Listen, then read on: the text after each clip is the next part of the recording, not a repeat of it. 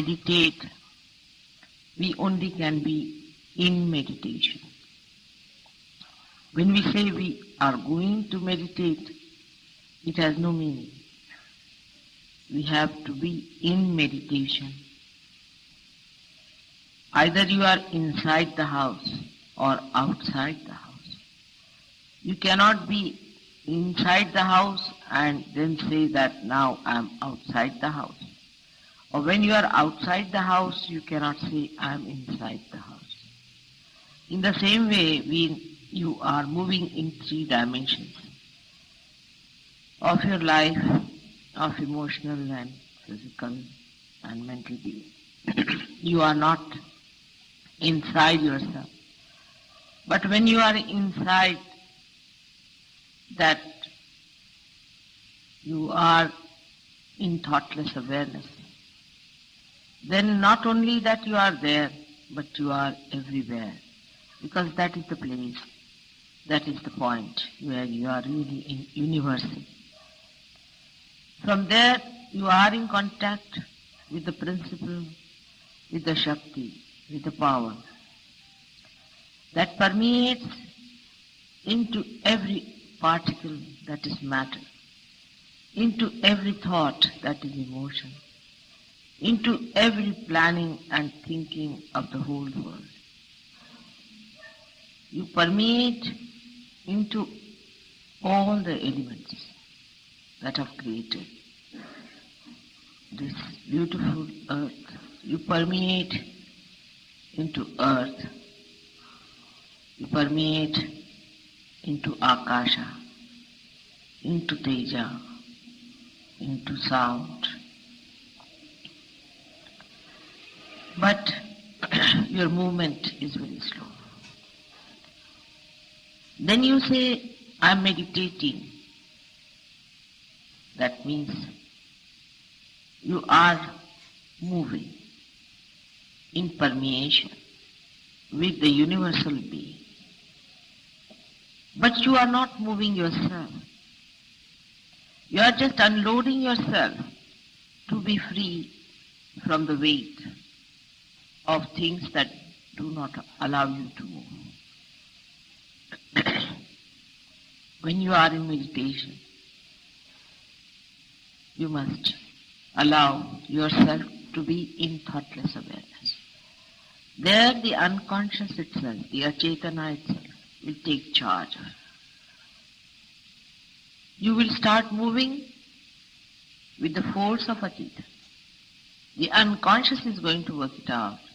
It is going to take you there where it wants you to go. You keep to thoughtless awareness all the time. Try to keep to thoughtless awareness as much as you can. When you are in thoughtless awareness, you must know that you are in the kingdom of God.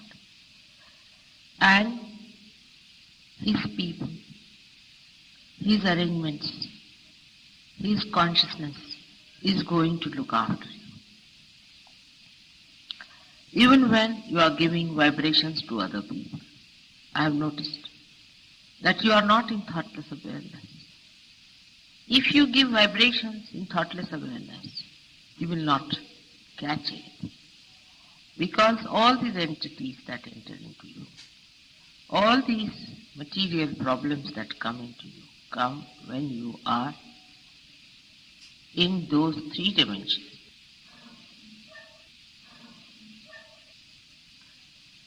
Through Sahaja Yoga, you have opened your gates of your own being. You have entered into your own kingdom. But you do not keep there, you come out of it. And again you go back and settle down. Doesn't matter. You should not feel so disappointed about it, so frustrated. You know, people have worked for thousands of years and they could not separate themselves from themselves. Only you people, the Sahaja Yogis, whom are made after the pattern of Sri Ganesh himself, are so powerful that they can give awakening and realization to other people. Even if you are caught up, you have seen you have powers. Even if you feel that the vibrations are not coming, you know you have powers. You can give realizations to others. In your presence, people get realization. But you have to be that power completely. Supposing there's something wrong with your car, but as long as it is moving, it's all right. You have to repair it. We have to repair all the time all our wounds, which we have caused ourselves by our foolishness, by our lust, by our greed, by so many false identifications we carry with ourselves. We must have a complete attention towards our weaknesses and not towards our achievements. If we know what are our weaknesses, it's better that we can really swim across better. Supposing on a ship there is a hole and the water is coming in through that hole. The attention of all the crew, of all the staff and the captain itself will be on that hole from where the water is coming in and nowhere else. In the same way, you must be on the watch out. There are so many pitfalls for a Sahaja Yogi, I have seen. Of course, even the past is over. Even the past can be overcome. In the present also, they have many shadows of the past working. For example, when you are sitting in a group, you are involved with each other. Those who are involved with each other by any relationship whatsoever must know that this kind of involvement is not going to help them to attain their individual ascent. Everybody is ascending individually, though you are collectively contacted with each other and in communication. But the ascendance is individual, absolutely individual. So whether he is your son, brother, sister, wife, friend, you must remember that you are not responsible for their ascendance. You cannot help them for their ascendance. Only Mother's grace and their own desire, their own effort to give up all that is three-dimensional will help them.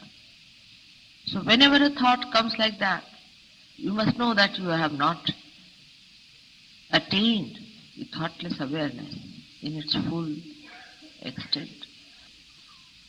And that's how you have problems which are three-dimensional.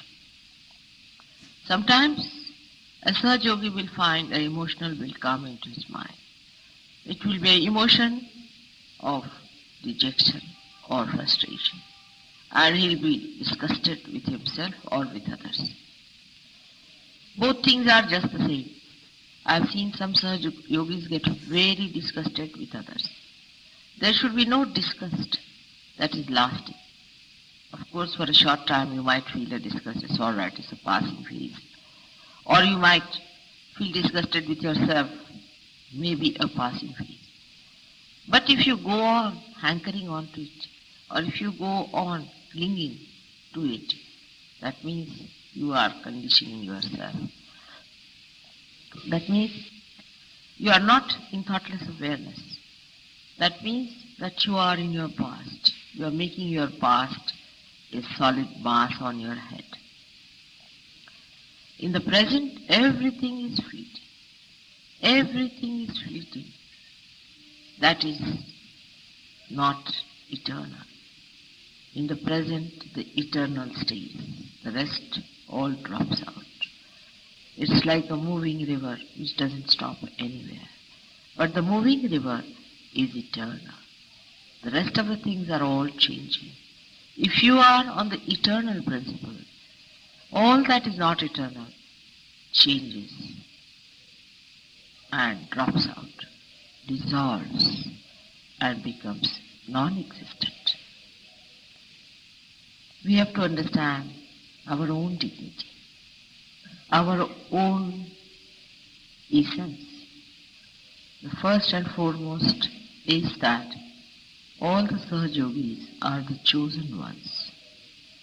They are the people whom God has chosen.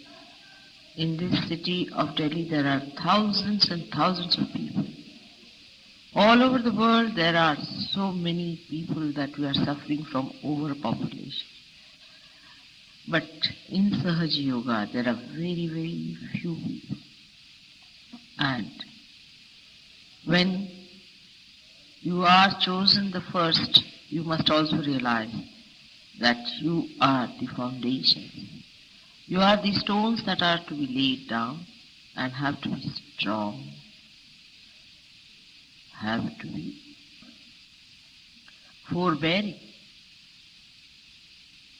And that's why it is necessary that all of you who are now few, who are the first lamps that are going to enlighten other lamps in the world, you have to enjoy the strength of eternity, the strength of divine love, the strength of this universal being that you are. This is what meditation is. So when Sahaja Yogis ask me, what should we do for meditation? You be in thoughtless awareness, that's all. Don't do anything. At that time, not that you are moving towards the good or that the unconscious is taking charge of you.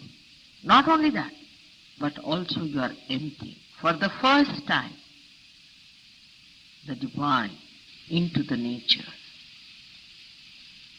into your surroundings, into other people who are universally connected to you.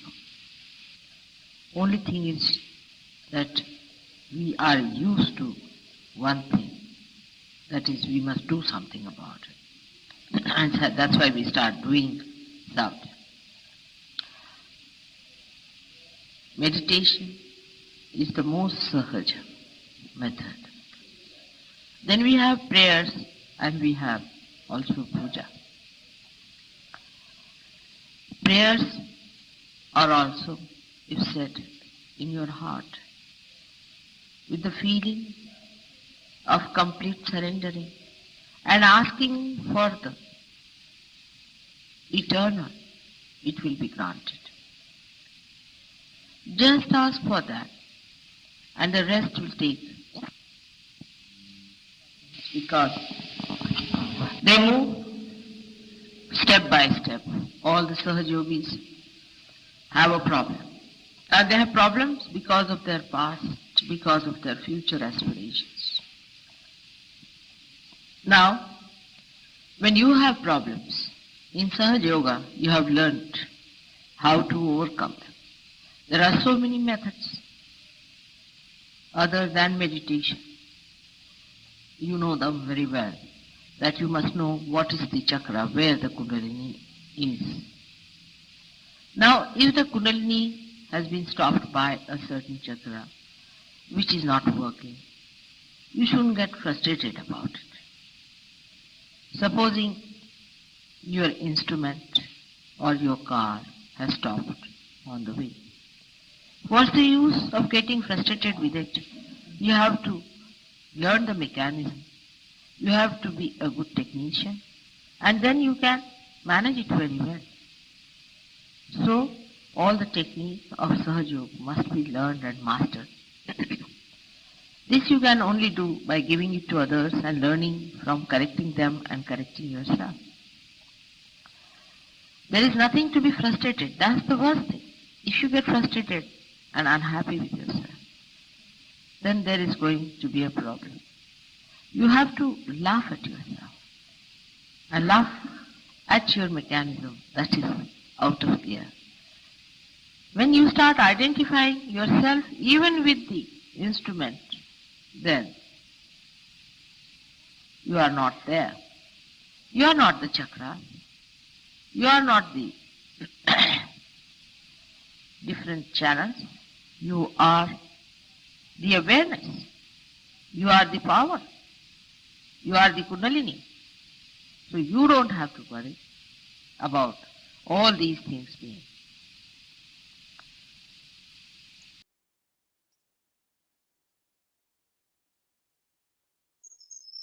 ఈరోజు శ్రీమాతాజీ ఇచ్చినటువంటి ప్రవచన సారాంశాన్ని ఒకసారి ఉటంకించుకునే ప్రయత్నం చేద్దాం.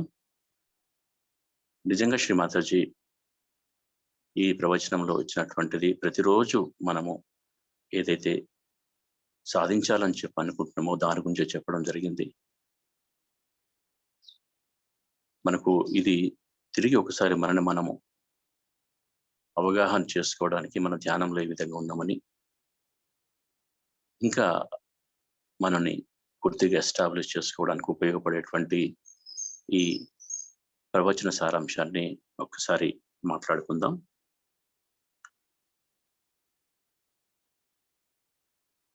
శ్రీ మాతాజీ ఈ విధంగా చెప్పారు, మనము ధ్యానము చేయము, ధ్యానంలో ఉంటాము. మీరు అంతర్ముఖంగా ఉన్నప్పుడు మాత్రమే నిర్విచార స్థితిలో ఉండగలుగుతారు. మీరు ఇంటి బయట ఉన్నప్పుడు బయట ఉన్నట్లే, ఇంటి లోపల ఉన్నట్లు లోపల ఉన్నట్టు. కానీ బయట ఉండి లోపల ఉన్నా అని చెప్పి అనుకోము కదా. అదేవిధంగా మనము నిర్విచార స్థితిలో లేకుండా ధ్యానంలో ఉండలేము. నిర్విచార స్థితిలో ఉన్నప్పుడు మీరు సర్వవ్యాప్తమయ్యి అయినటువంటి శక్తితో ఒకటవుతారు. దీనివల్ల మీరు ప్రతి విషయంలోకి మిమ్మల్ని మీరు విస్తరింప చేసుకుంటారు. మీరు ధ్యానంలో ఉన్నప్పుడు మీరు కదలకుండానే విశ్వజనీన వ్యక్తిగా అవుతారు. మీ బరువును పెంచుకుంటారు, మీ బరువును కోల్పోతారు. అప్పుడు చైతన్యం మీ బాధ్యతను తీసుకుంటుంది. అందుకే ఎంత వీలైతే అంత నిర్విచార స్థితిలో ఉండండి. అప్పుడు మీరు భగవంతుని సామ్రాజ్యంలో ఉంటారు. చైతన్యం మిమ్మల్ని కాపాడుతుంది. మీరు ఇతరులకు వైబ్రేషన్స్ ఇచ్చేటప్పుడు కూడా ఈ థాట్లెస్లో అంటే నిర్విచార స్థితిలో ఉండాలి. కానీ మీరు ఈ శారీరక, మానసిక, ఉద్వేగజనిత విషయాలపై చుట్టూ ఉంటూ అక్కడే భ్రమిస్తూ ఉంటారు. కానీ మీకున్నటువంటి శక్తి ద్వారా మీరు ఇతరులకు ఎప్పుడు ఆత్మ సాక్షాత్కారం ఇస్తూనే ఉంటారు. ఈ అశాశ్వతమైన గుర్తింపు పరిమితమై ఎప్పుడు ఆ స్థితిలో ఉండే ప్రయత్నం చేస్తూ ఉంటుంటారు. కానీ నిర్విచార స్థితిలో ఉన్నప్పుడు ఇవన్నీ మీరు కోల్పోయి మీరు పూర్తిగా శక్తితో మమేకమైపోతారు. తెలుసు, మనకు సహజయోగంలో కూడా చాలా లోపాలు ఉన్నాయి. వాటిని దాటడానికి ఎప్పుడు ప్రయత్నిస్తూ ఉండాలి. మీరందరూ ఒక సహజయోగ ప్రోగ్రాంలో చేపట్టి ఆ కార్యక్రమంలో పాల్గొన్నటువంటి క్రమంలో వ్యక్తిగతంగా ఎదిగినా కూడా నిజమైన ఎదుగుదల మీరు సామూహికంగా ఎదిగినప్పుడే సాధిస్తాం.